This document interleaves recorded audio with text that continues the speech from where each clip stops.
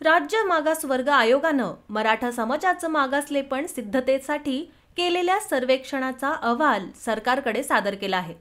मुख्यमंत्री एकनाथ शिंदे आणि उपमुख्यमंत्री देवेंद्र फडणवीस यांनी आयोगाच्या अध्यक्षांकडून हा अहवाल स्वीकारला आहे। आयोगाने रात्रंदिवस वेगाने काम करून हा अहवाल तयार केला आहे। 3.50 ते 4 लाख लोकांनी मोठ्या मेहनतीनं न थकता काम केल्याचा मुख्यमंत्र्यांनी यावेळी उल्लेख केलाय। मागासवर्ग आयोगाने सादर केलेला अहवाल आता मंत्रिमंडळ बैठकीत ठेवला जाईल आणि त्यावर निर्णय घेतला जाईल। विशेष अधिवेशनात याबाबत चर्चा देखील होईल।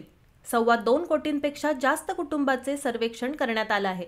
शासनाला विश्वास आहे की मराठा समाजाला शैक्षणिक आणि सामाजिक मागासलेपणाचे टिकणारे आरक्षण देऊ। इतर समाज आणि ओबीसी समाजाला धक्का न लावता आरक्षण देता येईल असं मला वाटतंय, असंही मुख्यमंत्री एकनाथ शिंदे यांनी म्हटलं। कुणबी नोंदी सापडल्या त्यांना दाखले देण्याचं काम सुरू केलं आहे। मराठा आरक्षणाबाबत सरकार सकारात्मक आहे। त्यासाठी 20 फेब्रुवारी रोजी अधिवेशन देखील बोलावलं आहे। सरकारचं काम सुरू असताना आंदोलन करणं उचित नाही, त्यामुळे मनोज जरांगे पाटील यांनी आंदोलन मागे घेतलं पाहिजे, असं मुख्यमंत्री एकनाथ शिंदे यांनी म्हटलं आहे।